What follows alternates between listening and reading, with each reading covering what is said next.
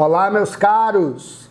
Professor João Filho, de Interpretação Textual, aqui no nosso curso online, na plataforma Replay Edu. Hoje, quero resolver com vocês uma questão envolvendo um assunto bastante recorrente na prova do Enem, que é o assunto variações da linguagem, as variantes linguísticas, né? Durante muito tempo, a escola se limitava a ensinar aos alunos a norma culta, na aula de redação, na aula de gramática, e a norma literária, na aula de literatura.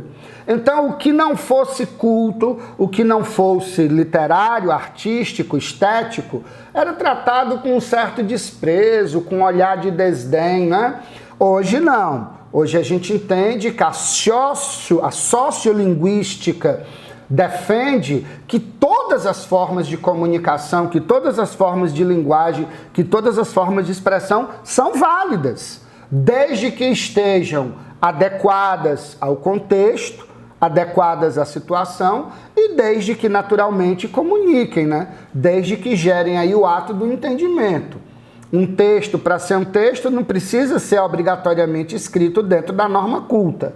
Basta que ele cumpra a sua função comunicativa e esteja adequado à situação, adequado ao contexto no qual ele se propõe a se posicionar, a se colocar. Então é interessante a gente perceber que hoje a fala coloquial, a fala regional, as gírias, os jargões, as mais diversas formas de comunicação são válidas, né? Repito, desde que efetivamente comuniquem e desde que estejam adequadas à situação, ao contexto comunicativo.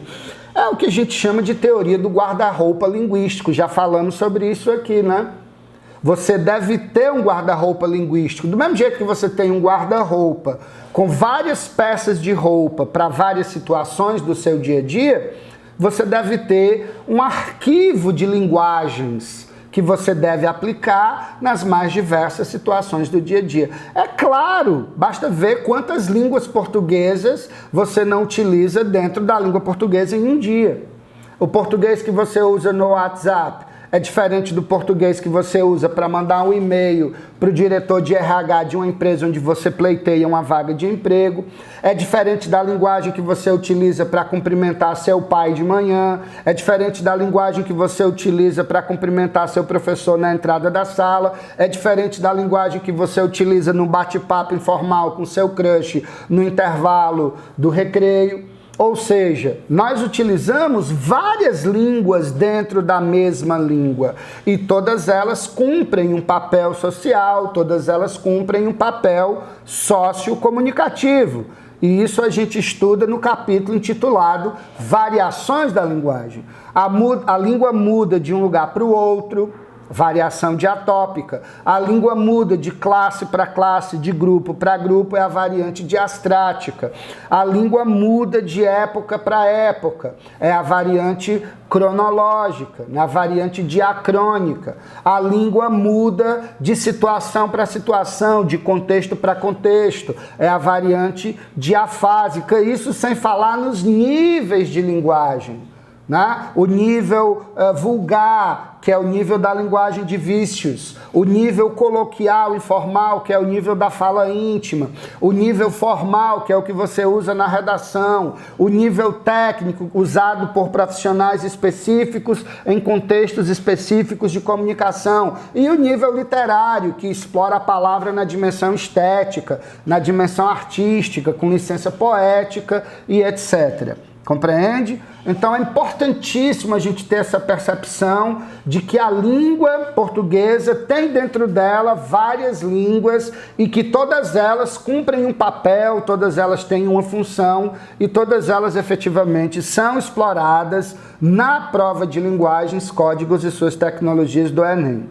Beleza? Então vem comigo aqui nessa conversa que ela é muito boa. Olha só, irerê. Meu passarinho do sertão do Cariri. Irerê, meu companheiro. Cadê Viola? Cadê meu bem? Cadê Maria? Olha só aqui já chamando a nossa atenção. Cadê Viola? Cadê, meu bem? Cadê? Esse cadê é onde está, né? O que é de fulano, o que é de Maria, que deu o quê de, que deu cadê? Isso é uma marca totalmente popular de construção da linguagem, né? É uma marca bem típica, bem forte dessa fala do homem simples, do homem comum. Mas vamos seguir. Ai, triste sorte, a do violeiro cantador. Olha só aqui a supressão de fonemas finais na palavra cantador, né? Eu eliminei aqui o R final, né? E cantador virou cantador. Ah, sem a viola em que cantava o seu amor. Olha aí, amor, né? Assobio é tua flauta de irerê, que tua flauta do sertão. Olha a identificação espacial. A gente sofre sem querer. Olha o querer, né? O teu canto chega lá no fundo do sertão, ah, como uma brisa amolecendo o coração. Ah, irerê, irerê é um pássaro, né, da região sertaneja brasileira, né? Canta mais, para lembrar o Cariri. O Cariri, obviamente, uma região do interior do Nordeste brasileiro. Aqui no nosso Ceará, por exemplo, Crato, Juazeiro, Barbalha, são municípios da região do Cariri. E nessa região se fala com o sotaque do lugar, se fala com a valorização da linguagem daquele lugar, com os regionalismos, com os coloquialismos que identificam essa variante popular, essa variante sertaneja, essa variante do homem do campo, que fala cantador, que fala cadê, que fala querer, que fala alembrar, transgredindo a regra gramatical da norma padrão, mas o que é perfeitamente possível e perfeitamente aceitável, já que nós estamos nos versos de um poema, nos versos de uma canção, de um dos maiores artistas da história deste país, o grande, o monumental, o gigantesco Heitor Villa-Lobos. Participou da Semana de Arte Moderna, foi inclusive quem fez o grande finale, o encerramento da Semana de Arte Moderna no dia 17 de fevereiro de 1922. Foi assim um arremate, a chave de ouro, com a apresentação do grande compositor modernista Heitor Villa-Lobos. E o Villa-Lobos, na sua modernidade composicional, fazia o quê? Essa coisa meio da antropofagia do Oswald, de misturar o que vem de fora com o que é nosso, criando algo ao mesmo tempo brasileiro e universal. Lembra? O Villa-Lobos pegou as grandes orquestrações, as grandes sinfonias da música erudita e meteu ali nelas, né, cantigas folclóricas, cantigas populares, o trenzinho caipira de Minas, o irerê do sertão brasileiro. Ou seja, ele absorveu a música erudita, mas misturou com elementos da identidade regional, da identidade local, da identidade cultural brasileira, compreende? Portanto, nesses versos há uma exaltação do sertão, né?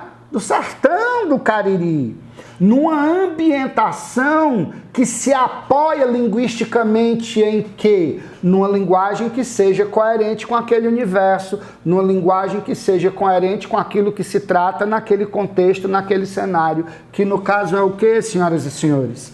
Né? O uso recorrente de pronomes, o pronome está até em segunda pessoa, tua. Né? Aqui, meu, são pronomes, portanto, utilizados dentro dos preceitos gramaticais e que não marcam, né, essa identidade linguística.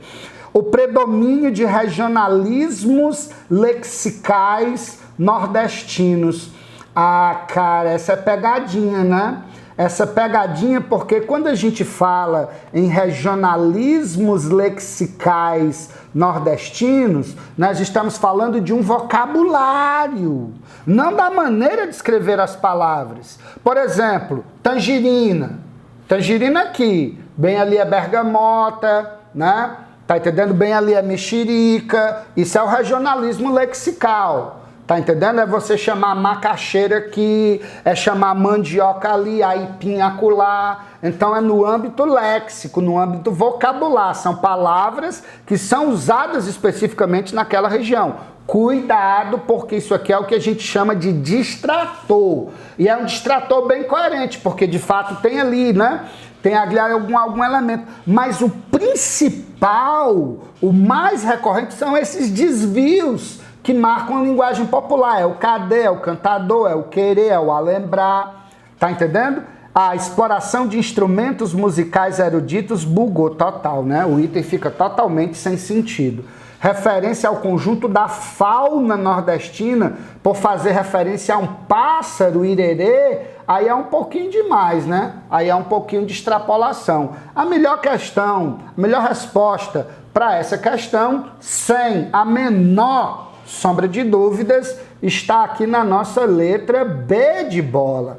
A variedade popular da língua portuguesa. A variedade popular que é caracterizada exatamente por esses desvios gramaticais que identificam uma fala íntima, uma fala coloquial, uma fala espontânea, usada pelos homens do sertão, pelos homens do interior. Então toma cuidado, porque o item ele é muito perigoso, né? Ele pode até levar o aluno a marcá-lo, mas quando eu falo em regionalismo lexical, eu precisaria ter mais palavras identificadoras da região do Cariri. Como é que o homem do Cariri chama isso, chama aquilo? Qual é o vocábulo? Qual é a palavra? Portanto, qual é o item lexical? Entende? O que não é o caso na questão. O que nós temos na questão são essas transgressões gramaticais, são esses pequenos desvios gramaticais que demonstram o interesse do autor do texto em compor algo identificado com a fala,